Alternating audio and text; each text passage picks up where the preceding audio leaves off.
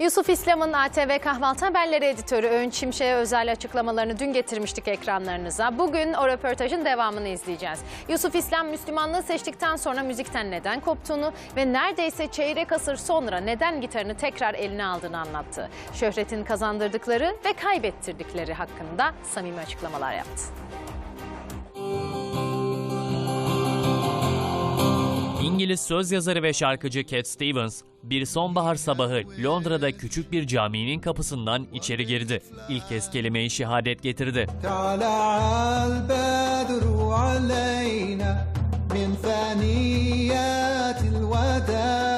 O artık Müslümandı.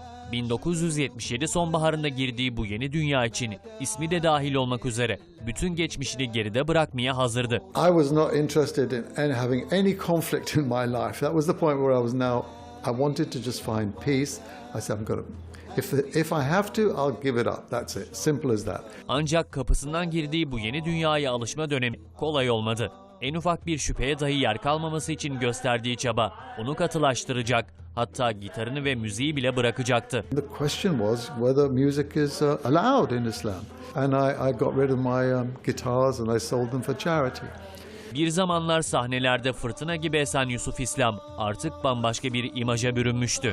İçinde bulunduğu çevre ve yaşam biçimi çok keskin bir şekilde değişmişti. Bismillah, Bismillah. With every word we say, Bismillah, Bismillah. Müslüman olduktan sonra İslamiyet'i tanıma ve anlama çabası hiç bitmedi. Neyse ki yıllar içerisinde İslam'ın kucaklayan ve güzelliklere değer veren yönünü görecekti. When music is not diverting you from, your religious duties and your obligations, and you're not cheating, you're not doing anything bad, and your words are good and they're healthy and they inspire people to think, well, then I realized that, my music wasn't that bad either. Kendi içinde dengeyi bulup gitarını yeniden eline alması 25 yıldan uzun sürdü. Kariyerine tekrar dönüşüne ise oğlu vesile oldu. I started to pick up the guitar again. It was my son's I think instigation, because he brought a guitar back into the house.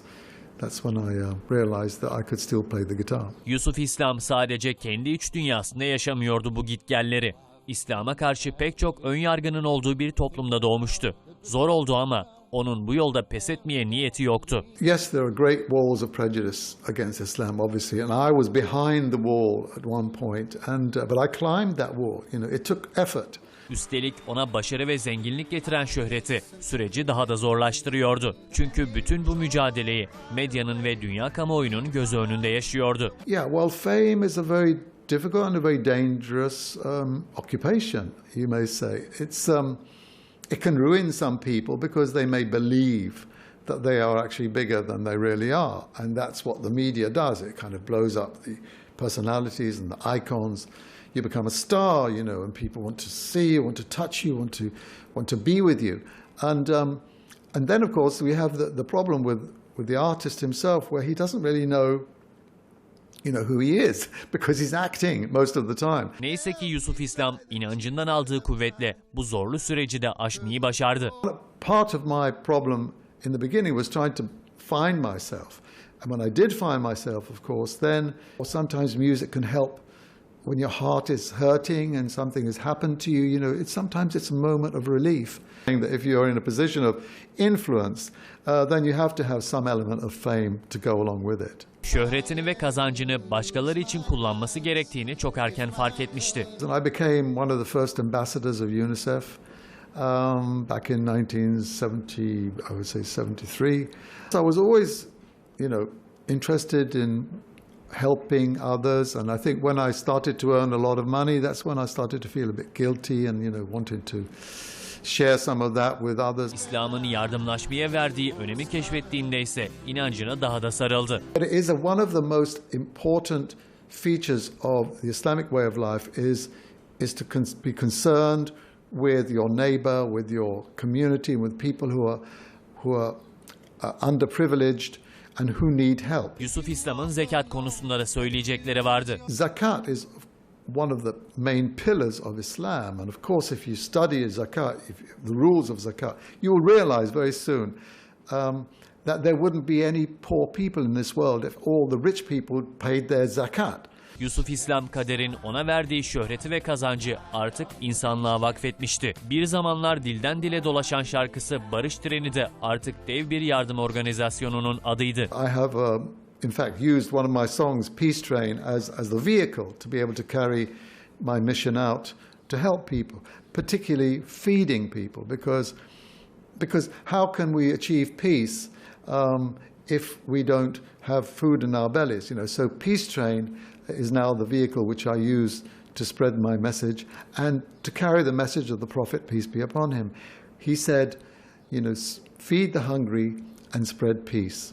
Well, that's the basic mission of the Peace Train. 2014 yılına gelindiğinde artık yaşadığı dönüşümü ve bu uzun yolculuğu herkesle paylaşmaya hazırdı. Neden Hala Gitar Taşıyorum isimli kitabını yayınladı. Yeah, the core message of my small book called Why I Still Carry a Guitar was actually to do with the way in which I learned as I progressed in my life as a Muslim. I learned so many new things, and one of the things, of course, is to do with change. I changed the moment I became a Muslim. I changed. Müslüman olduğunu açıkladığında İslam coğrafyası Yusuf İslam'a hemen kucak açtı. Türkiye'deki hayranları da bu süreçte hep onun yanındaydı. As far as Turkey is concerned, I've always felt extremely at home with Turkey. Culture I felt was immediately welcome in me. Yusuf İslam bu yıl Cumhurbaşkanlığı himayesine dağıtılan Diyanet Vakfı Uluslararası İyilik Ödülü'ne layık görülen isimler arasında yer aldı.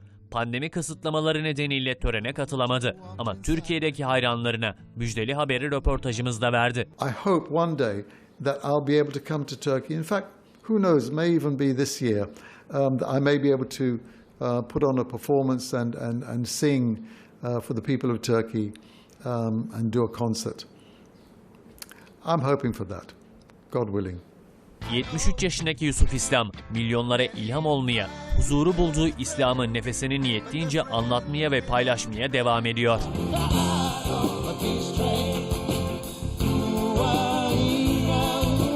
Bir zamanlar sahnede söylediği bir şarkı olan Barış Treni ise günümüzde gerçek bir iyilik projesi olarak yolculuğunu sürdürüyor.